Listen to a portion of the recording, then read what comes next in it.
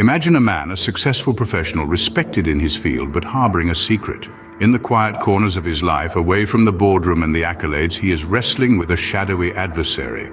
This man, let's call him John, is caught in the grip of an addiction, one that is often overlooked and misunderstood: pornography addiction. John's life is a testament to his hard work and determination. He's built a successful career, he's admired by his peers, and by all outward appearances, he is the picture of success.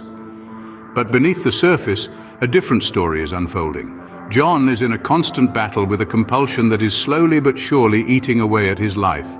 Every stolen moment in front of a screen, every secretive glance at explicit content is not just a harmless diversion, but a dangerous dance with a force that is altering his brain, rewiring his neural pathways, and taking a toll on his personal and professional life. John's relationships are suffering. His ability to connect with others is dwindling. His empathy, once his guiding light, is being dulled and diminished. His work, once a source of pride and fulfillment, is now a struggle as he battles with the guilt and shame that comes with his addiction. Imagine the secrecy, the guilt, the self-loathing that comes with such a struggle. Imagine the fear of being found out, the dread of losing everything you've worked so hard to build. This is John's reality, a reality shared by countless individuals around the world. So why does John continue down this destructive path? Why can't he simply stop? The answer lies in the complex neurobiological processes at work in his brain, the potent cocktail of chemicals that are released each time he indulges in his addiction. The struggle of addiction is not a matter of willpower or moral failing. It's a battle against powerful forces within our own brains. It's a fight that requires understanding, compassion, and most importantly, the right kind of help. His life, seemingly perfect on the outside, was being quietly eroded by an addiction few understand. The brain of an individual addicted to porn operates differently from that of a non-addict. Let's delve into the intricate world of neurobiology to unravel the science behind these differences. Our brain is a complex network of chemicals and signals, a symphony of interactions that govern our thoughts, feelings, and actions. In the context of porn addiction, several key neurochemicals are at play. Firstly, we have oxytocin, often dubbed as the love hormone. It's involved in social bonding and intimacy. However, in cases of porn addiction, this hormone exhibits a peculiar behavior. Instead of promoting real-world social connections, it gets hijacked, amplifying the bond between the individual and the virtual world of pornography. Next, we have testosterone. This hormone typically drives sexual desire in both men and women. When an individual watches porn, there's a surge in testosterone, which fuels the desire for more consumption, thereby creating a vicious cycle. Norepinephrine, a chemical that acts both as a hormone and a neurotransmitter, also plays a pivotal role. It's like the alarm system of the brain, responsible for the fight-or-flight response. It spikes during the consumption of pornography, adding a sense of urgency and excitement to the experience. Then we have dopamine, the reward chemical. It's released when we do something pleasurable. In the case of porn addiction, dopamine floods the brain whenever porn is consumed, reinforcing the behavior and making it harder to resist. Vasopressin, another key player, is associated with aggression, territoriality, and social behavior. Studies have found elevated levels of vasopressin in individuals struggling with porn addiction, suggesting a link between the hormone and the compulsive nature of the addiction. Lastly, let's talk about serotonin, the feel-good hormone. It's involved in mood regulation and feelings of happiness. However, excessive porn consumption can disrupt the balance of serotonin, leading to mood swings and depressive symptoms. The changes in these neurochemicals contribute to the strong pull of addictive behavior, making it hard for the person to quit. Understanding these complex neurochemical interactions not only sheds light on the science of addiction, but also underscores the importance of seeking help and support in overcoming this challenge. In contrast, the brain of an individual not addicted to porn exhibits a different neurochemical balance. The human brain is a complex machine, and it's all about balance. Picture a symphony orchestra, each instrument playing its part in perfect harmony. That's how a healthy brain operates.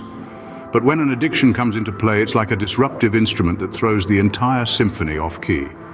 Let's break it down. In a brain not entangled in the web of pornography addiction, the levels of certain neurochemicals like oxytocin and arginine vasopressin, or AVP, are in a well-regulated balance. Oxytocin, often called the love hormone, plays a crucial role in social bonding and empathy. AVP, on the other hand, is associated with aggression, dominance, and territoriality. In the non-addicted brain, oxytocin and AVP work together like dance partners, each leading and following as needed. This balance allows the individual to respond appropriately to social stimuli, fostering meaningful connections and empathic interactions. Now picture the brain of a person addicted to pornography. The dance is disrupted. The levels of AVP are elevated, creating an imbalance that drowns out the empathic social bonding effects of oxytocin. This imbalance can result in decreased empathy and an increased focus on self-gratification.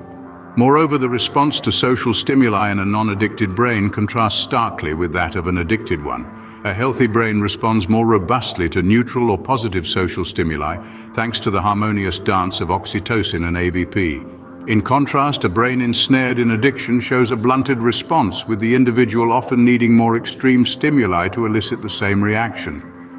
The non-addicted brain shows a healthier balance and response to social stimuli, emphasizing the detrimental effects of addiction. This comparison underscores the importance of understanding how our brains work and how certain behaviors can tip the scales, disrupting the beautiful symphony of our minds. While the struggle with addiction is real, the path to recovery, though challenging, exists. A journey of 1,000 miles, as they say, begins with a single step. The first and perhaps the most crucial step towards recovery is acknowledging that there's an issue. This might sound simple, but it's often the hardest part. It requires introspection, honesty, and courage. When one admits to having a problem, they unlock the door to possibilities, to a new path, to recovery. Once the issue is acknowledged, it's important to seek help. You might wonder, why can't I do it alone? Well, the brain is a complex organ, and navigating its intricacies requires professional help. Therapists, psychologists, and psychiatrists are trained to understand the nuances of the human mind and behavior. They can guide you through the process of recovery, helping you understand your triggers and how to manage them. In this journey, support systems are invaluable. They are the anchors that keep us grounded when the sea gets rough. Family, friends, support groups, these are the people who will stand by you, offering emotional support and encouragement when you need it the most. They can provide a safe space for you to express your feelings and fears without judgment. Remember, overcoming addiction is not a sprint, it's a marathon. It requires patience, persistence, and resilience. There will be setbacks, but that's part of the process. Each setback is a learning experience, a stepping stone towards recovery. It's also important to engage in self-care. This includes physical activities like exercise, which can help reduce stress and improve mood. It also includes mental activities like meditation, which can help calm the mind and improve focus. Eating a balanced diet and getting enough sleep are also vital for maintaining good health and well-being. Lastly, it's crucial to remember that recovery is a personal journey. What works for one person might not work for another. So it's important to find what works best for you and to stay committed to it. No matter how deep one might feel in the grip of addiction, recovery is always within reach. Every step you take towards recovery is a step away from addiction and a step closer to a healthier, happier life. Remember, you're not alone in this struggle. Help is available. As we navigate the complexities of our minds and grapple with addiction, it's essential to remember that recovery is not a solitary journey. It's a path that many have tread, and countless others are walking alongside you even now. In the face of addiction, it's easy to feel isolated, ashamed, and overwhelmed, but there's no need to bear these burdens alone. Reach out, seek help, and let others in. There are numerous resources, support groups, and professionals who can guide you in your journey towards recovery. Embrace the power of community. Let the stories of those who have overcome similar struggles inspire you. Draw strength from their victories, learn from their experiences, and know that you too can triumph over this challenge. The path to recovery may seem daunting, but remember, every journey is made up of small, achievable steps. Focus on making progress one day at a time. Celebrate every victory, no matter how small, and remember that setbacks are just opportunities to learn and grow stronger. Remember, every journey begins with the first step. And if you found this video helpful, like and subscribe to Motivate HQ for more inspiring content.